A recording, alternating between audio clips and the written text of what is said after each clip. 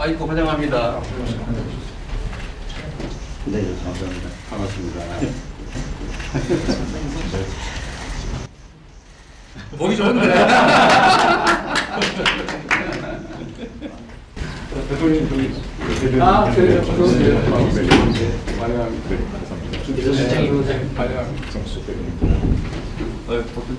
예. 국회에서 자주 보는 사이들이. 네네. 여기 저 민주당이 이쪽으로 오시고 먼저 세 분 대표님과 대통령 저기 오시죠. 네, 우리는 좀 자, 저희 뒤로 빠지고요. 아니 지금 일단 세 분이 찍고.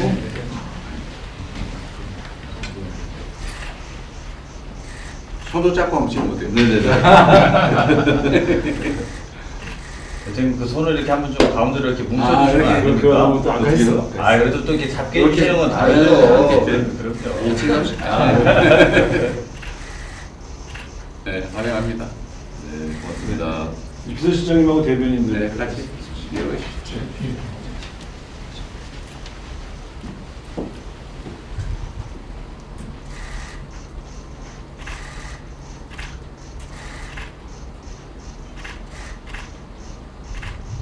네, 앉으시죠. 네.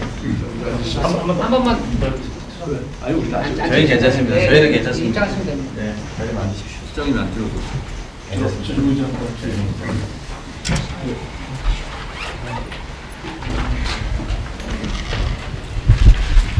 먼저 축하드립니다. 아이고 감사합니다. 네. 어려운 환경인데 걱정도 많이 도와주시고 우선 안 이렇게 됐고 뭐 대화하고 소통할 수 있는 자리 마련해 주셔서 감사드립니다. 자, 그러면 이제 오늘 순서는 먼저 모두 발언이 있고요. 모두 발언이 끝나면 비공개로 전환하겠습니다. 먼저 국민의힘 대표님께서 인사말 먼저 하시겠습니다. 우리 여당 대표께서 먼저 하셔야 되는 거 아닌가 모르겠네요. 먼저 하십시오. 순서 정해놨습니다. 순서 정해. 네. 마이크가 없어서 시간 되면 저 마이크 꺼질까봐 걱정할 아, 염려가 네. 없어요. 그리고 저 오늘 제가 정청래 대표님하고 악수하려고 당대표 되자마자 마늘하고 쑥을 먹기 시작했는데 미처 100일이 안 됐는데 오늘 이렇게 악수에 응해주셔서 감사합니다. 우선 대통령께서 여야가 머리를 맞대고 대통령님과 함께 그런 인생 문제에 대해서 고민할 수 있는 대화와 소통의 자리를 마련해 주셔서 감사합니다. 지금 이제 조지아주 사태 때문에 우리 국민들께서 많은 우려를 하고 계신 것 같습니다. 동맹국에서는 있을 수 없는 일이 발생했기 때문에 왜 굳이 지금 한국인가 외교적 함의가 어떤 건지 잘 들여다볼 필요가 있다고 생각합니다. 대통령께서 곧 취임 100일을 맞이시는데 그동안 이렇게 짐이 무거우셨을 것 같습니다. 그 짐을 여당과 또 야당과도 함께 나누시면 조금 더 그 무게가 덜하지 않을까 이런 말씀을 드립니다. 그리고 취임 100일을 한마디로 표현드리면 불확실성과 불안감이 증가한 시기가 아니었나 싶습니다. 관세 협상이 아직 진행 중이고 관세 협상의 결과도 일본과의 격차가 벌어지고 있는 것 같습니다. 그런 와중에 이런 조지아주 사태 같은 일이 벌어져서 국민들의 불안감이 높아지고 있는 것 같습니다. 그 와중에 또 북중러의 위협 때문에 한반도의 긴장감이 고조되고 있어서 그런 점들에 대해서 대통령께서 세심하게 살펴주셨으면 하는 부탁의 말씀을 드립니다.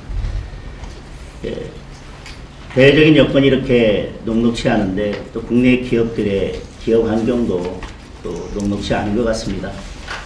상법, 노란봉투법이 통과되었고 중대재해처벌법에 대해서 강력한 적용을 말씀하시면서 지금 건설 경기가 악화되고 있고 내수 부진이 이어지고 있습니다. 그에 따라서 고용도 악화되고 있고 청년 실업도 증가하고 있고 자영업자들의 폐업도 증가하고 있는 상황입니다.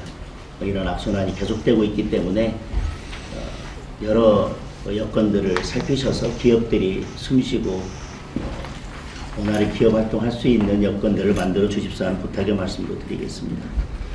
이렇게 국내 여건이 녹록지 않고 기업들이 힘들어지면 저는 대통령께서 말씀하셨던 결국 코스피 5천도 허망한 부호가 될 수 있기 때문에 코스피 5천에 대한 국민들의 기대와 열망이 높고 결국은 경제가 바탕이 튼튼해야 주가도 받칠 수 있는 거기 때문에 두 가지가 잘 조화롭게 될 수 있도록 대통령께서 살펴주십사 하는 말씀을 드리겠습니다. 이번에 발표된 부동산 정책에 대해서도 수요자 욕구와는 거리가 먼 공급자 중심의 대책이 아닌가 하는 우려가 있습니다. 규제 중심이 아니라 민간 주도의 수요자 중심의 공급 정책이 될 수 있기를 바랍니다. 이번 부동산 정책을 이렇게 표현하는 국민들이 있더라고요. 소비자는 최신형 핸드폰을 갖고 싶은데 공중전화를 계속 늘리면 수요자의 수요와 맞지 않다. 그래서 그런 점들도 잘 살펴주십사 하는 말씀을 드립니다. 정부 조직 개편안에 대해서도 또 기대도 있지만 우려도 있습니다. 정부 조직 개편은 그 정부의 국정 철학이 고스란히 담긴 것 아니겠습니까? 그런데 정부 조직 개편이 특정 집단을 위한 조직 개편이 아니라 국민 전체를 위한 조직 개편이 되었으면 하는 바람을 말씀드리겠습니다. 취임 100일의 즈음에서 취임 100일을 평가하면서 국민들에게는 이런 우려도 있는 것 같습니다. 취임 100일 동안 대통령보다는 특검이 더 많이 보였다. 국회도 야당은 없고 여당 더불어민주당 한 당만 보였다. 이런 우려들이 있는 것 같습니다. 특검의 이런 수사 그리고 또 여당의 입법 강행 이런 것들이 계속된다면 앞서 말씀드렸던 그런 국민들의 불확실성이나 불안감은 또 두려움으로 바뀔 수도 있기 때문에 그런 국민들의 마음을 잘 관리해 주셨으면 하는 말씀을 드립니다. 저는 이 지점에서 우리 대통령께서 큰 역할을 해 주셨으면 하는 바람입니다. 지금 대통령의 역할이 필요한 시기인 것 같습니다. 만약에 특검이 계속 이렇게 야당을 탄압하고 어쨌든 국회가 정상적으로 돌아가는 것을 막는다면 결국 특검이 겨냥하는 것은 야당이 아니라 국민이고 민생일 수밖에 없다.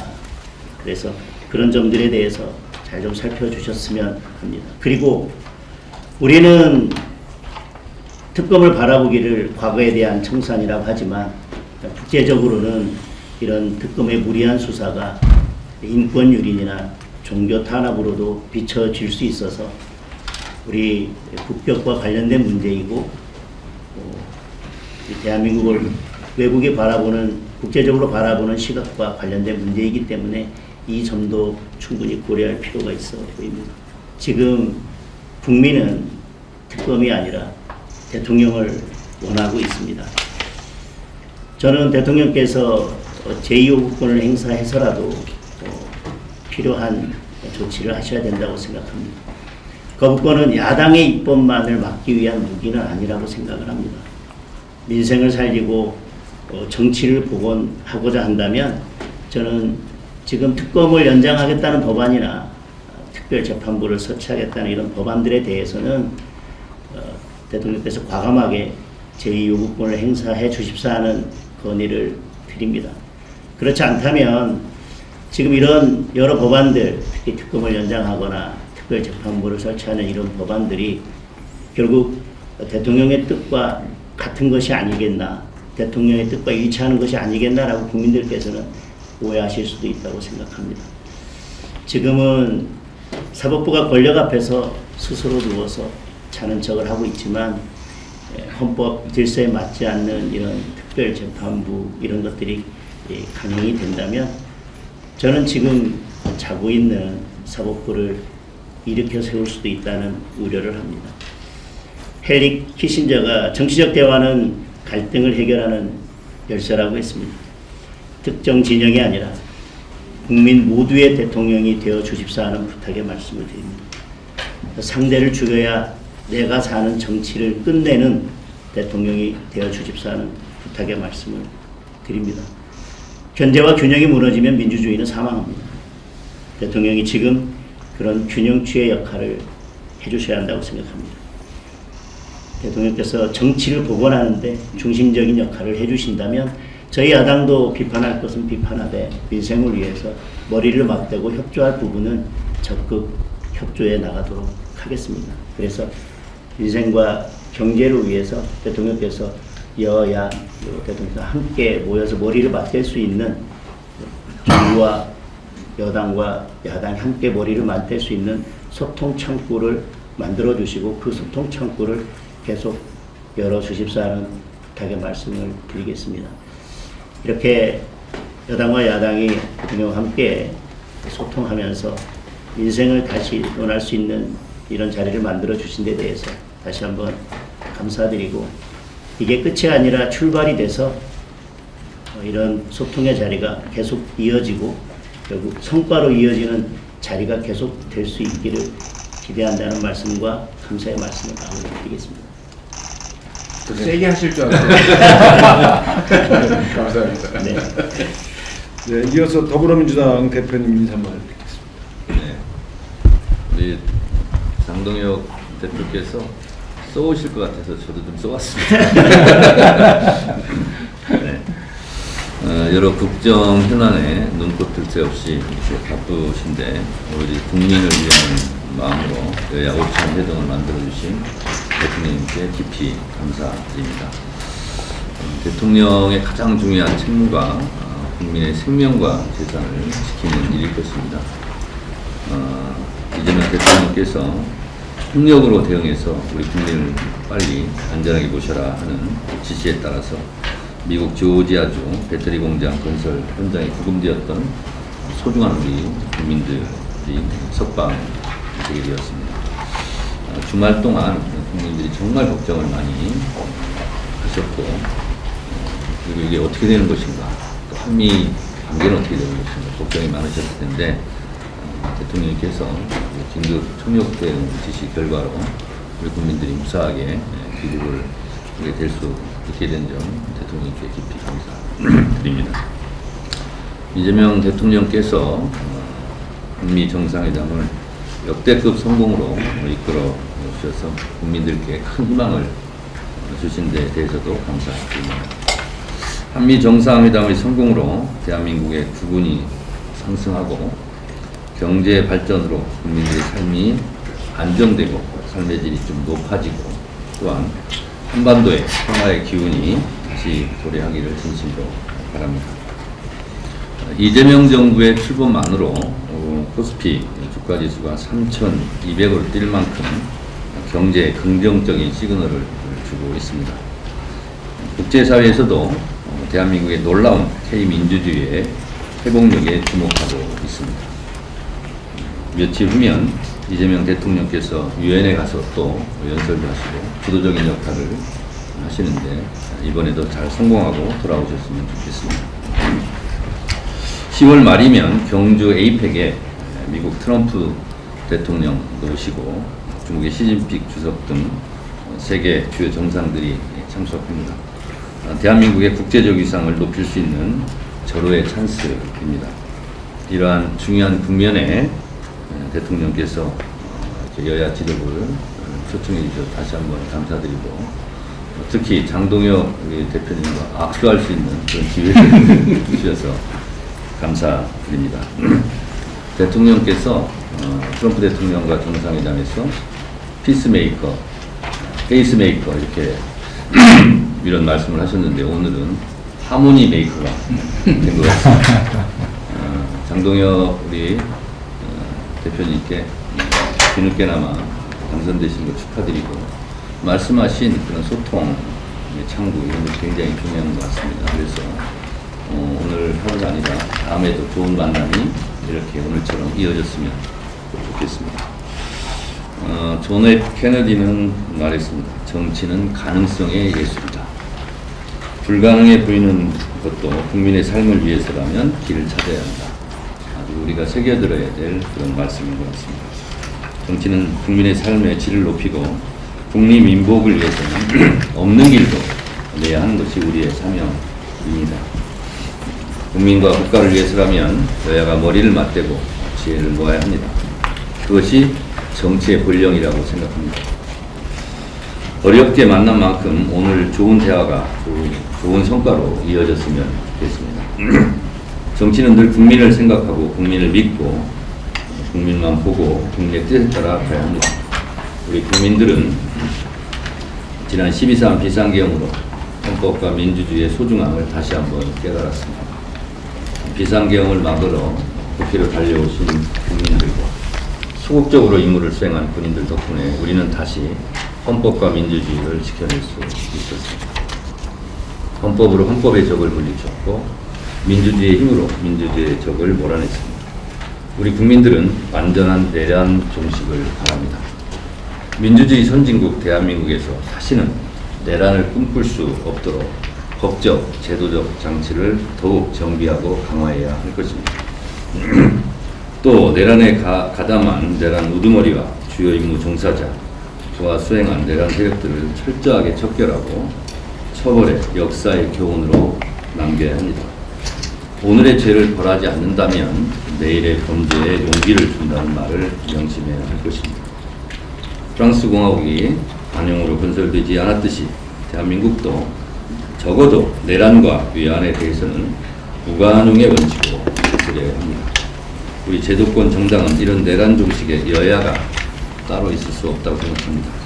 오늘 여야가 만난 만큼 비상계엄에 대해 책임 있는 세력들은 국민들께 진정 어린 사과를 하고 내란 종식에 서로 협력했으면 좋겠습니다.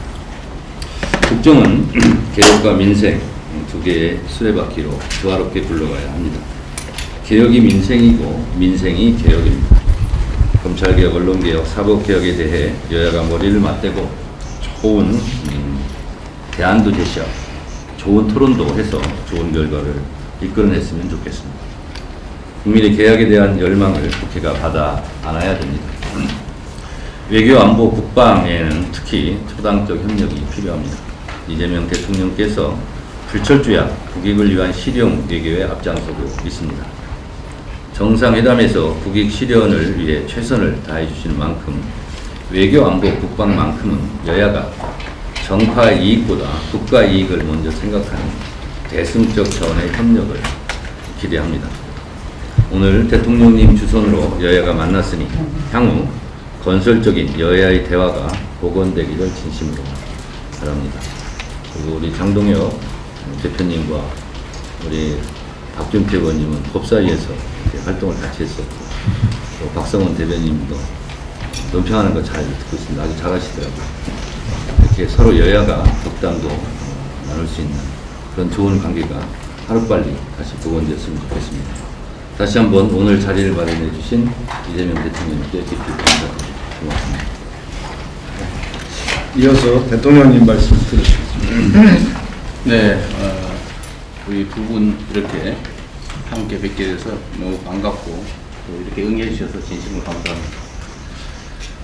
저는 뭐 평소에 자주 말씀드렸던 것처럼 저는 민주당 출신의 대통령이긴 하지만 이제는 국민의 대통령, 모두의 대통령이 되어야 한다고 생각합니다. 근데 쉽지는 않은 것 같아요.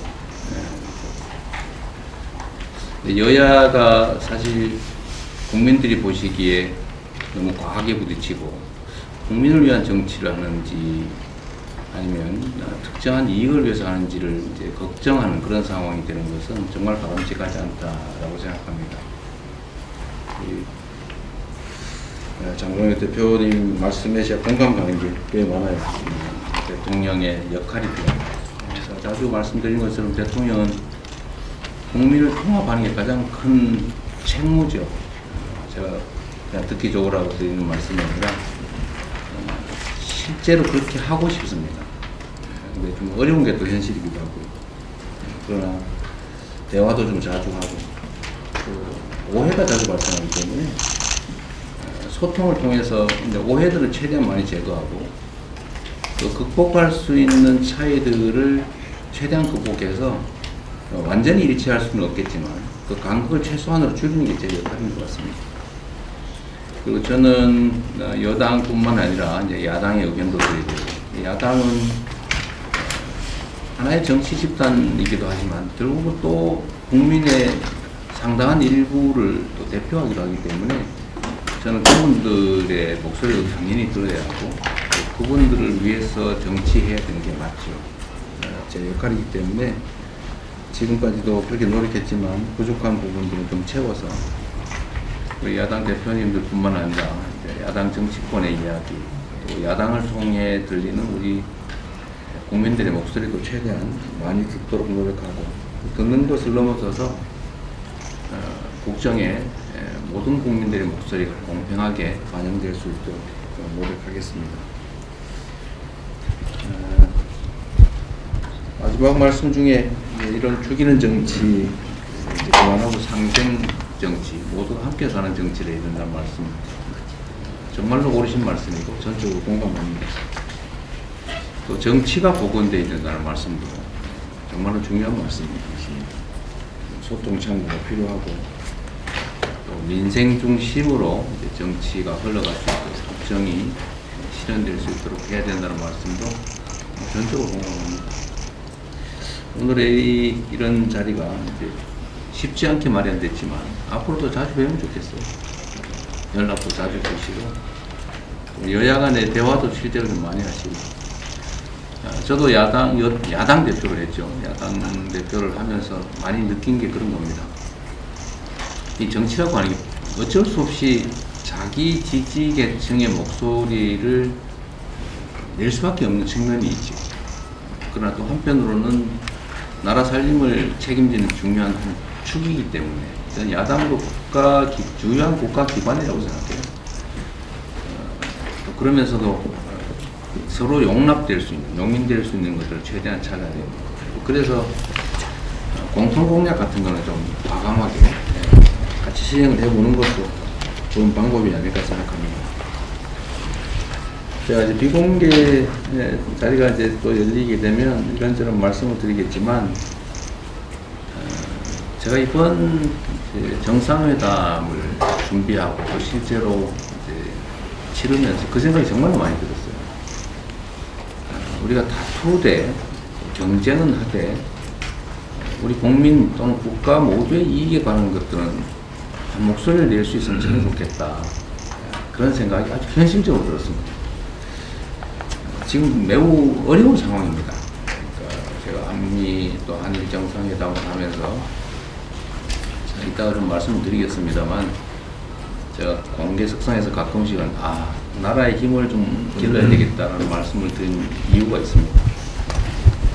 예를 들면 이번 정상회담은 사실은 이제 일종의 통과의례 같은 건데, 우리가 뭘 얻기 위해서 하는 정상회담이 아니라 필요해서 하는 하나의 과정인데, 그 과정 자체가 사실은 뭔가를 지켜야 되는 그런 자리였어요.